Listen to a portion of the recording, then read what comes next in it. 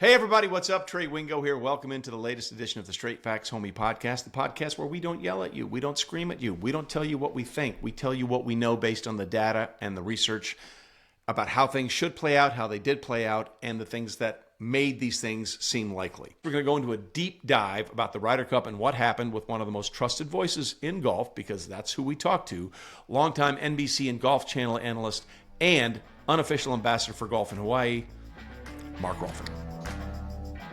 Mark, thanks for being with us. At what point on Sunday did you allow yourself to think, oh my God, they might actually pull this off?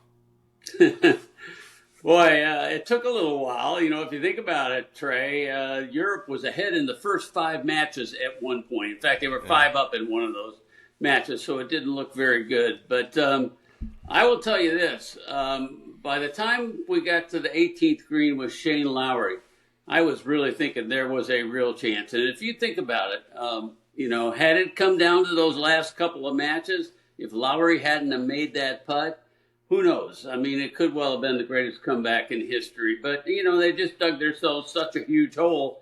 All they had to do was really win one match, and that's what they did. Yeah, I mean, it was unbelievable theater on Sunday, which it wasn't on Friday and Saturday. I just, as I'm watching it, I was thinking the same way. I'm like, oh my God, is it going to come down to Højgaard versus Griffin for the Ryder Cup like everybody expected?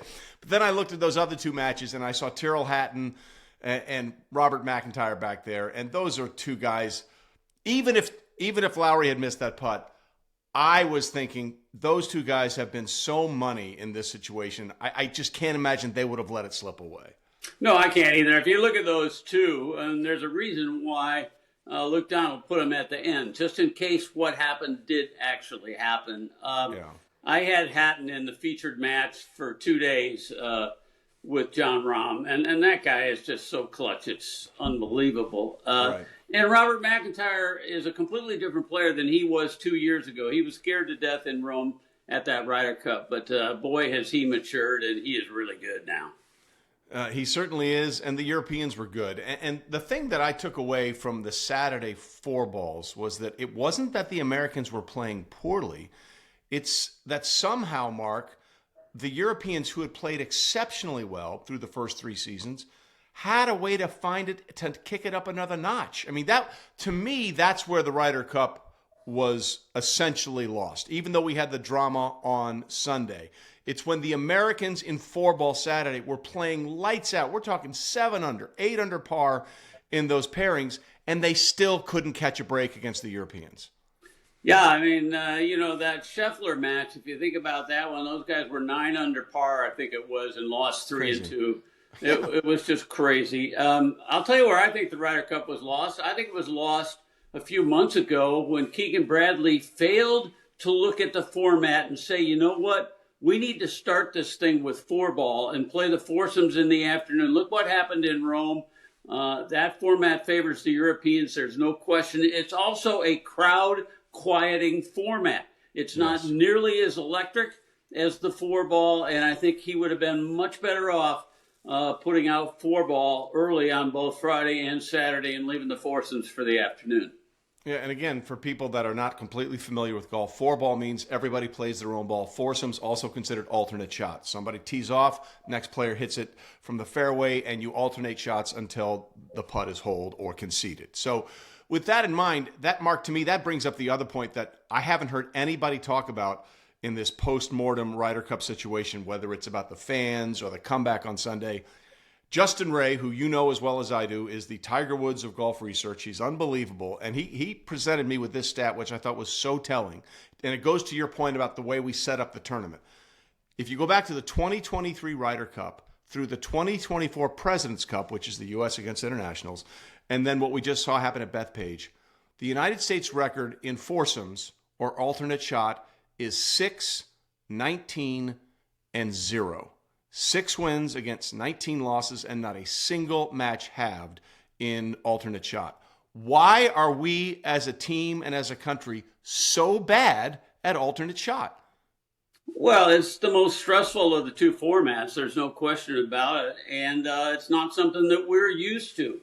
We are 12 individuals that come together, once a year for a Ryder Cup, or once every 2 years for a Ryder Cup, whereas Europe is a team 365 days a year of every year. It's just a totally different situation. The bond that they have as a team is almost sacred in a lot of ways. It's mystifying. It is something that they work so hard on, and they put so much effort into. If you think about it too, Ryder Cup Europe and the DP World Tour are effectively one and the same thing. Right. They don't operate independently like the PGA of America and the PGA Tour do, and so all year long they're working on pairings. They're putting guys together. They're creating situations that they will be facing in the Ryder Cup. So clearly Europe is just much more comfortable in that situation. And I think that was a mistake by Keegan. Clearly it was a mistake the way the golf course was set up. He is now basically admitting that and saying that he took away really one of the strengths of the American team, the Scottie Scheffler type game. The J.J. Spawn, his U.S. Open champions, even DeChambeau's won a couple of U.S. Opens. And basically when he cut the rough down, mowed it down, widened the fairways, he basically turned the thing into a putting contest. Well, speaking of putting, that's really actually, before we get to that, is there something we can do as a country, as a Ryder Cup program, for lack of a better term, to try and initiate a way to help our players become more indoctrinated in alternate shot? Because it feels like every Ryder Cup, we do well except for this one little thing. We do not play well with others. We do not do that well. Is there something we can do over the next 2 years before we get to Adele Manor that can help us be better in that format? I really think, Trey, we need to almost start over. If you think about it, we got such a false sense of security after what happened at Whistling Straits. Yes. and the blowout there. And even the comments from our top Ryder Cup brass, guys that had been captains a couple of times or been part of the Ryder Cup backroom team, were saying, you know what, this thing's over for a while now. This U.S. team is so good, we're just going to dominate. And that wasn't the case at all. It's a culture, it's a feeling, it's a sense that Europe creates that we're not even close to. I was just absolutely shocked listening to Luke Donald last night in the presser afterwards talk about the little details that they undertook at the Players Hotel. They were at the Garden City Hotel. That's supposed to be a pretty nice spot, but there were cracks in the doors and too much light in the room, and the bed sheets weren't good, and it just, every little detail was taken care of. But to me, the single most important thing is if you look at those two captains and you think about what the American mentality was, in your face, we're going to kick their effing butts and do all that. Whereas Luke Donald's attitude was, we're going to show our guys the best week of their life. My number one goal is for them to have the best week of their life. And I believe that's why the Ryder Cup means so much to Europe. I'm glad you brought that up, because I have heard people say, basically throughout the weekend and this morning I was listening on PGA Tour radio, Keegan did everything he could and the crowd was just what it was. And I disagree with that on some level. And I'd like to get your opinion on it. They had that Netflix quote from Keegan up in the team room in Europe. We're going to go to Bethpage and kick their, and we can say it here because it's a podcast, kick their fucking ass, okay? They had that quote in there. And then the first morning before the Ryder Cup began, Keegan got out there and basically dropped an F-bomb to the crowd and said, let's effing go, boys. I'm not saying he wanted the behavior to be what it was, but he certainly, to me, made it clear, hey, whatever you guys can do to give us an advantage, go for it. There is no need, Trey, to try to manufacture an environment for a Ryder Cup. It is going to be there. I don't care where it's played. It is going to be there. And from the beginning, when I was doing live from on Monday, Tuesday, Wednesday, we started listening to the walk-up music and listening to the disc jockey up there. Like, why do you need a disc jockey? Why do you need music? I don't quite get it. Everything that we did as an American team seems like we were trying to manufacture an environment for the Ryder Cup that was going to rile everybody up. What we didn't do was generate support for our players. That's what really needs to happen. And Rory was great saying about, he was shocked that nobody was cheering for Scottie Scheffler. Right. Everybody was trying to root against Rory, but nobody was cheering for Scottie. That's one of the things that was really missing. It certainly was. And then, look, I want to be clear as we have this conversation.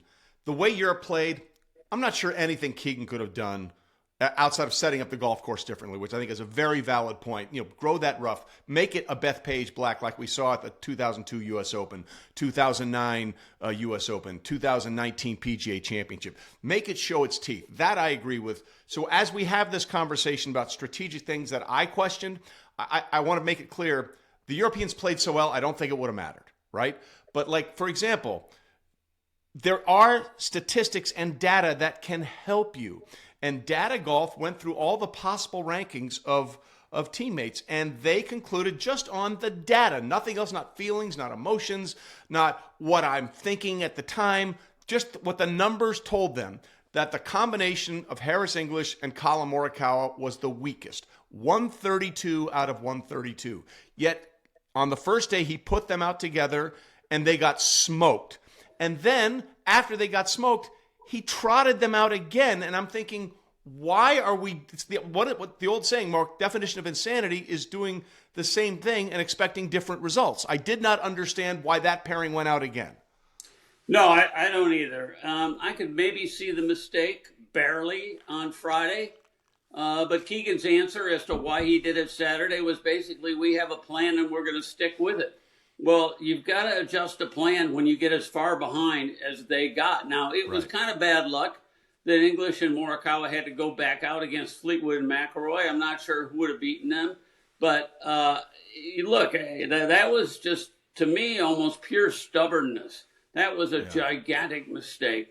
And there was other smaller ones, too, that they didn't influence, for example, the order of play with the team of Henley and Scheffler, and that Scheffler was hitting off the first tee and Russell off the even numbered hole. Like, I don't know, if I watch Europe and I look at the attention that they have to detail. Look, America has better players.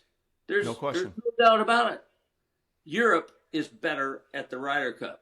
There's no doubt about it. Yeah, and then the other thing, I just from a pure, for me watching golf, thinking about golf, data perspective, in alternate shot, I think it's important to have our best putters out there, right? Like you want, if somebody has a wayward tee shot, you want a guy that can sort of wipe that away with a wand. Well, the best putter on the PGA Tour this past year was Sam Burns.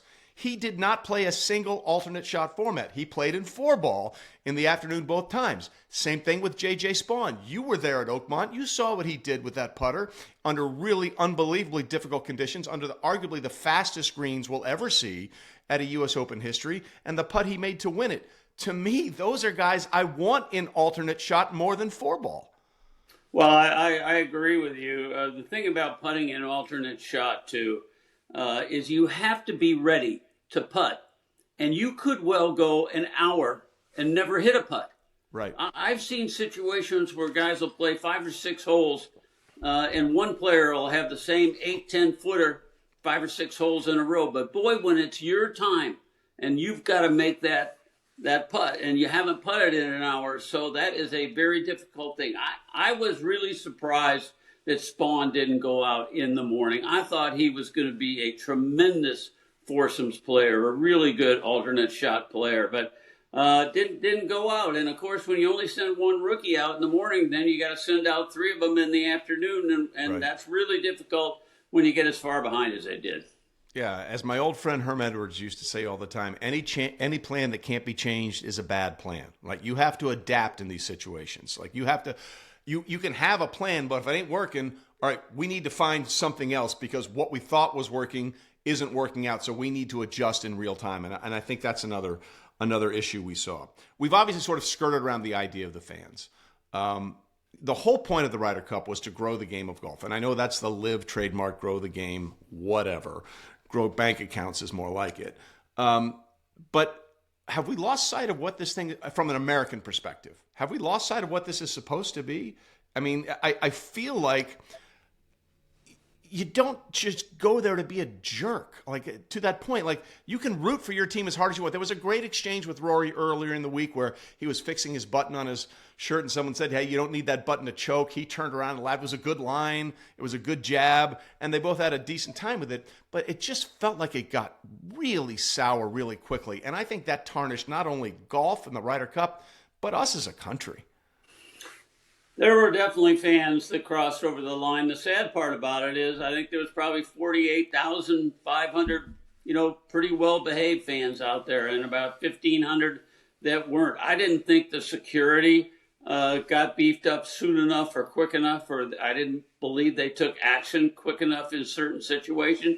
I wasn't out there a whole lot because I was in the booth, mostly calling the featured matches on the weekend, and so I didn't get a real sense, but I could hear, particularly on the holes where there weren't quite as many people.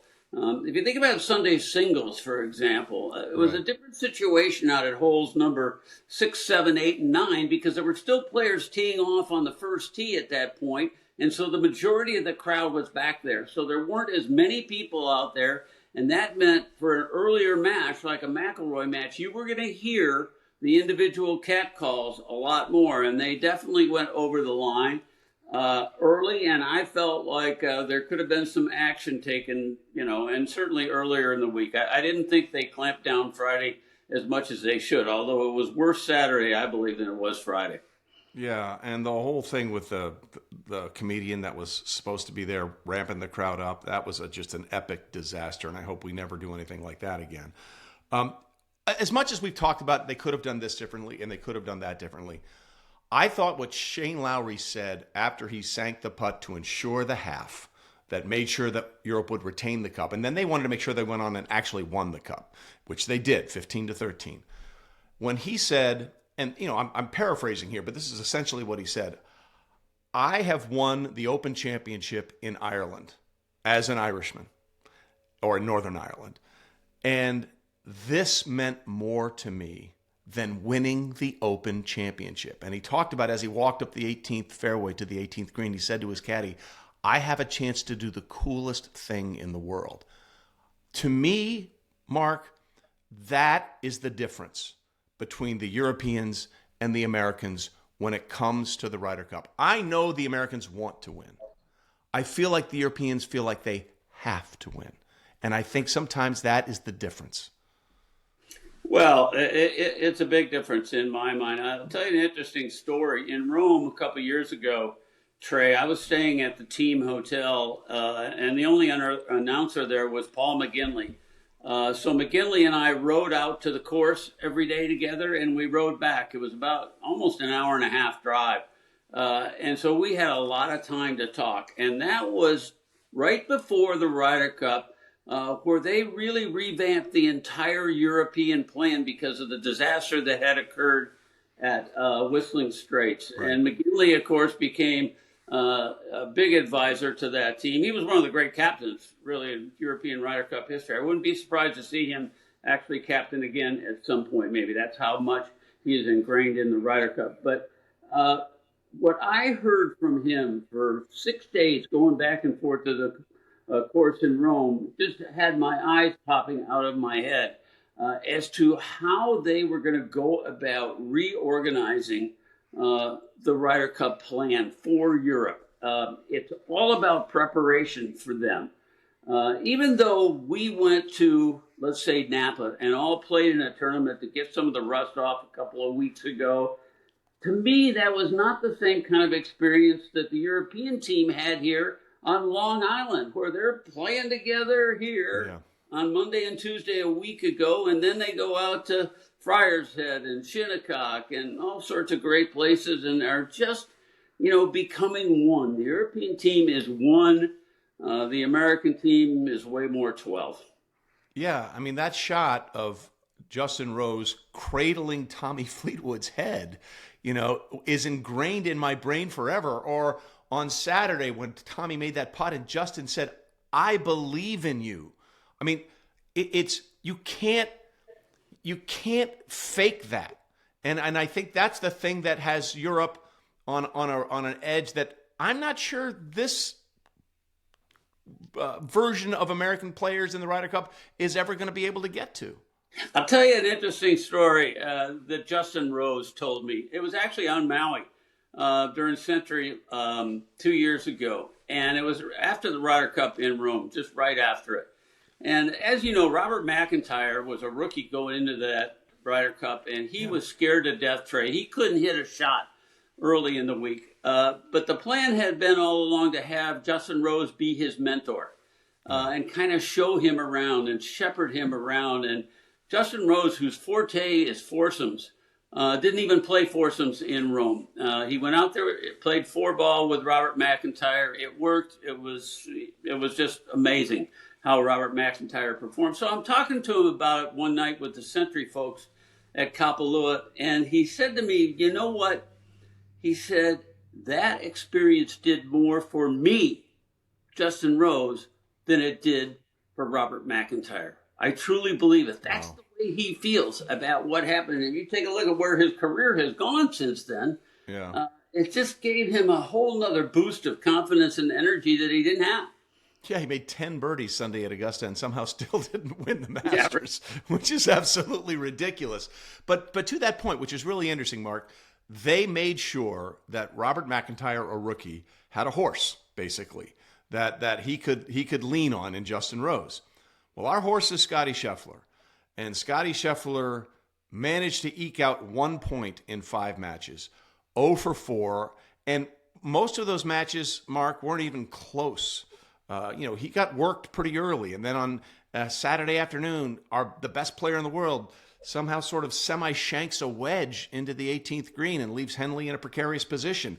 We paired him with a couple of rookies for that very reason, to try and see if Scottie could bring them along. But this goes back to Rome, where he lost 9 and 7 as the number 1 player in the world.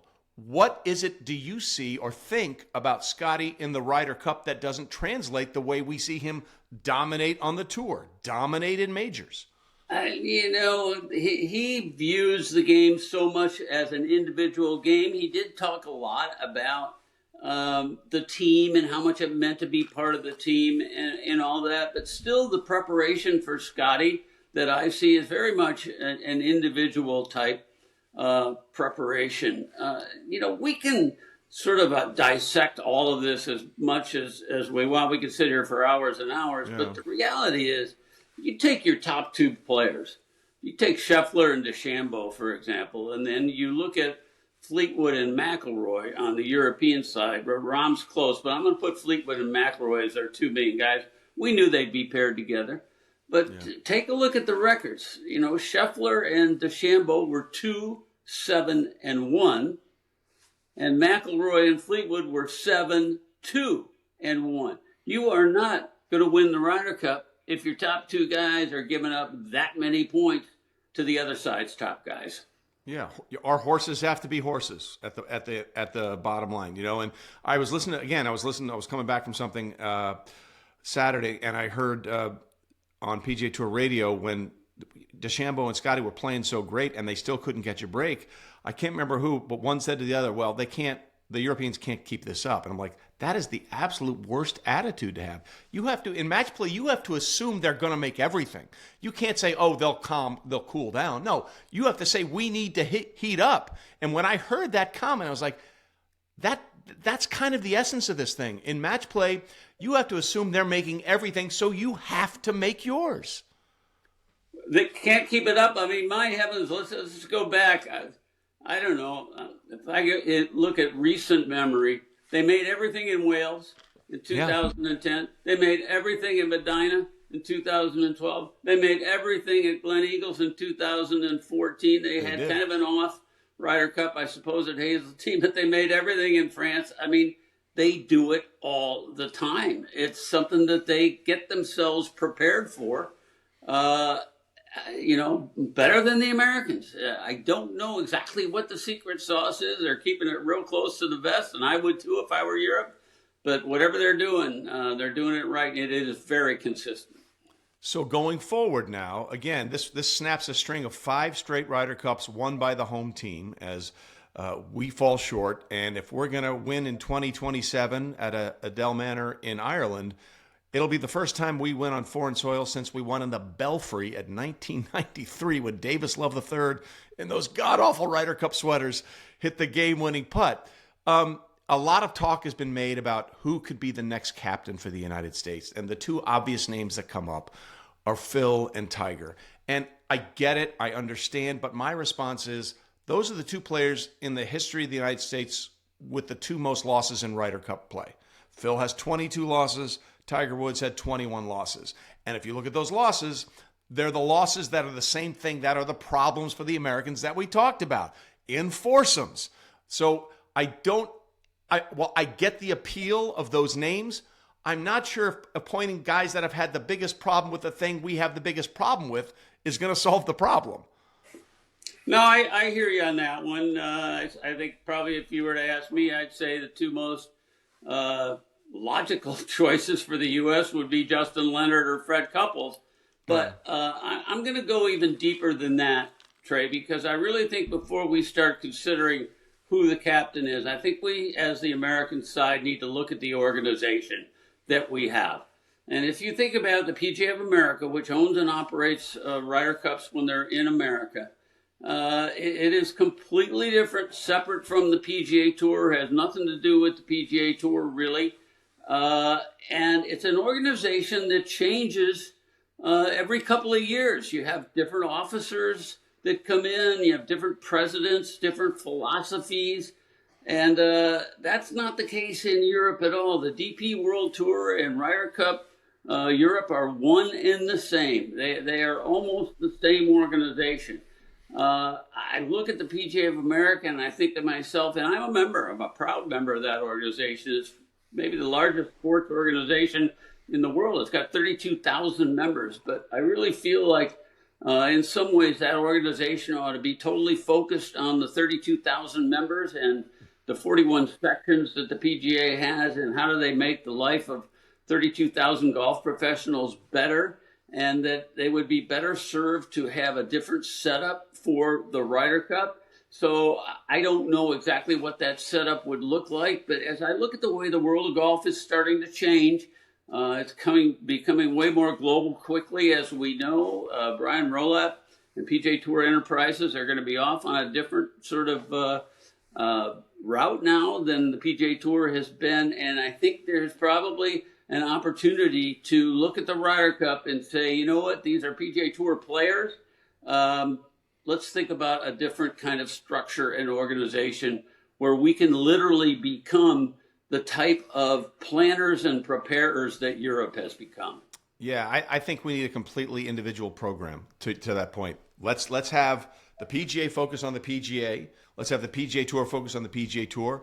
And let's get, for example, Brian Rollo put an advisory board together about how to fix the schedule. Let's get an advisory board about how we can set up and prepare better for the Ryder Cup. And I think that serves everybody better. Now, I have a really radical philosophy, which I don't think is ever going to happen. Let's can the President's Cup. Because I do think, I know it's never going to happen. But I do think it's a huge advantage for the Europeans that they have to stew on this for 2 years, whereas the Americans play the Ryder Cup and then the President's Cup and then the Ryder Cup and then the President's Cup. And I don't think it's a coincidence, Mark. The year that we went and stomped the Europeans at Whistling Straits, we had to wait an extra year because of the COVID vaccine and the epidemic, not the vaccine, the COVID epidemic. We've had to wait an extra year. And I really think that helped the Americans get more amped up than they normally would be. Yeah, that's a pretty good point.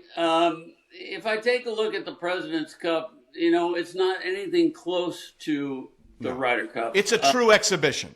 It really is. And again, for the folks that are watching and listening here, that event is owned and operated by the PGA Tour.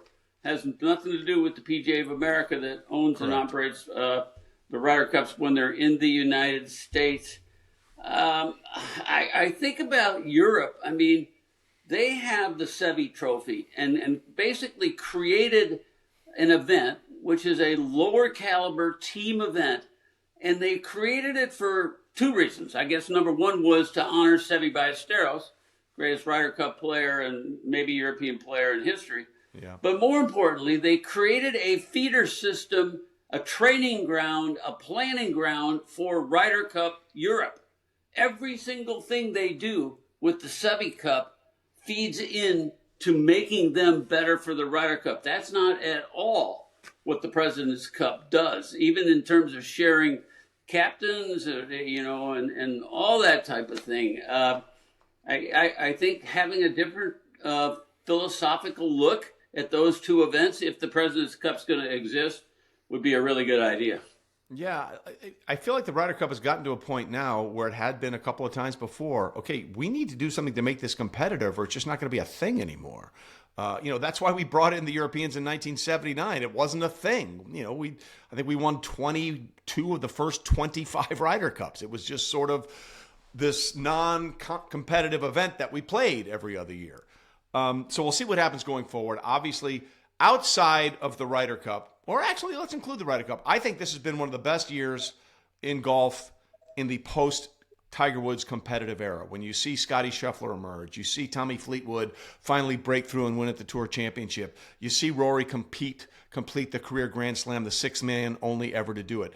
This year has been a banner year for golf in this country and for the PGA Tour. How do we ride this wave going forward? Well, there's no doubt that we need to take advantage of what has been a very, very good year. Now, having said that, I'm never going to look back on it as a great year when we ran out of water to put on the plantation course. We're getting to that. On Maui, which is just devastating for me, obviously, after all these years. But I really believe that Brian Rolapp's philosophy going forward here is going to be the right one.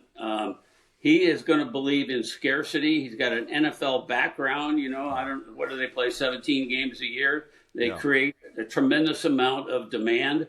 And I'm not saying the PGA Tour event is going to go to 17 events a year, but I think creating more demand, will be good. It's a global game. There's no question about it. I really like the idea, as does Rory McIlroy, of making these national opens kind of benchmark events at different times of the year. The Australian Open late in the year, should be one of the great tournaments of the entire year in golf. The Irish Open, in the fall should be the same way. Yeah. I think you're going to see professional golf at least head in that direction. The professional game is not thriving the way golf is in general. I mean, golf is blooming right now. And I think one of the problems has been there's been so much talk about money, and the fans are sick of it, and they don't want to hear any more about this LIV situation. I know the PGA Tour and LIV seem to be getting further apart, but man, that is a problem we got to solve, because I'll tell you, there is a danger that Tyrrell Hatton and John Rahm will not be on that Ryder Cup team in 2 years at Adare Manor. That could actually happen, which would be devastating. That absolutely would. And I'm glad you brought up Kapalua. Mark is the unofficial ambassador for golf in Hawaii. He's been there and been carrying that flag forever. Mark and I are neighbors in Kapalua in certain times of the year, and it's just broken my heart to see what's happening there. And for those that don't know, yes, it's been a really 100-year drought on the island of Maui. It is no question about it. But the West Maui Mountains, which are above where Kapalua is the second wettest place on the planet outside of the mountains of Kauai, the north side of Kauai. They get well over 200 inches of rain a year. And if it was just the drought situation that caused the Century, which is the annual January, it used to be the Tournament of Champions, now it's modified a little bit, but it's sort of the unofficial kickoff of the PGA Tour season at the Plantation Course in Kapalua. Well, both the Kapalua Plantation Course and the Bay Course have basically been starved of water, and Mr. Yanai, who owns both of those courses, had to shut them down in hopes of saving them and saving the Century. The Century will not be played there. Mark, my issue is if it was the drought, every golf course on Maui would look like Kapalua. They don't. So it's not the drought. It's something else that's gone wrong in the water delivery system from the West Maui Mountains to those courses. You're absolutely right. As you said, it rains 200 inches a year up at Pu'ukukui. There is plenty of water up there. What there isn't is a delivery system that's reliable coming down the mountain. I mean, there's a lot of that water now that is washing down the mountain, actually, and going into the ocean, which is one of the sad things. That system is 100 years old. I haven't been in Maui that long, but I've been there a good part of that time. It's 100 years old. It hasn't been fixed up. There was a storm back in 2018 before you really got settled in at Kapalua. That was a pretty bad one. Yeah. And it got the system all jammed up, and it never really got repaired. The primary landowner, Maui Land and Pine, doesn't seem to be motivated to try and solve the problem. I think really what has to happen here is the state and the governor himself needs to intervene and get the two parties together. They're in litigation now. That's always a horrible thing. Everybody's taking sides. Everybody's pointing fingers. But if you get Mr. Yanai from TY Corporation and Race Randall or Steve Case from Maui Land and Pine, whoever it is, and you sit them down in a room and you say, boys, we're not leaving this room till we figure this out. Right. We have got to figure this out. It's too important. And not just for the tournament itself or for the millions of people that watch. For the people in Maui, this has become part of their heart and soul. Correct. We've been playing PGA Tour golf at Kapalua since 1982. My heavens. Who knows what domino is going to fall after this. It's going to have a real negative impact on Sony. There's no question about it. There was a time, Trey, again, sort of pre-you, but there was a time where we had 11 televised golf tournaments every year in Hawaii. Yeah. We had 4 LPGA events. We had a couple of Champions Tour events, a couple of PGA Tour events. We had the Grand Slam of golf. We had the Maryland Shut. We had all kinds of stuff going on. We're down to 4 events now. And if you think about it, even you got LPGA golf that's going to be going on out in Hawaii later this week. It's so hard when you don't have any TV equipment out here and you're shipping equipment, a 5-week stretch it takes to go from Oakland or Long Beach out to Hawaii and all the way back. It just isn't going to work. I'm really concerned long term about the sustainability, and I think we have to do whatever we can to get this water delivery system solved. I think Mr. Yanai, frankly, would pay for the entire thing to have it fixed. He's a very generous man, but he can afford it. Yep. So let's take advantage of it if we could. And boy, we gotta stop, this domino right now before we lose every tournament that we have. Correct. And by the way, Maui Land and Pine can also afford it. Let's speak there. There are deep pockets all the way around. And this is a problem that should not be the problem that it is. Because as you said astutely, there's plenty of water. It's just not going where it needs to go. Mark, it's always good to talk to you, man. And hopefully we'll catch up sometime down the road and have a little coffee at the Honolulu store. At the Honolulu store. You got it, buddy. Thanks, Rolf. Thanks so much for watching and listening wherever you get your podcasts or subscribing on YouTube. Please like and subscribe because we like that and you like that. Lots more coming as we continue to grow the Straight Facts Only podcast. Great guests coming up. Again, we're not going to yell at you. We're not going to scream at you. We're not going to say you're wrong. We're going to show you what the data tells us, and we're going to make you smarter as a sports fan. Like and subscribe on YouTube or wherever you get your podcasts. Straight Facts Homie, we will be here all season long and beyond. Thanks for watching and listening. We'll see you next time.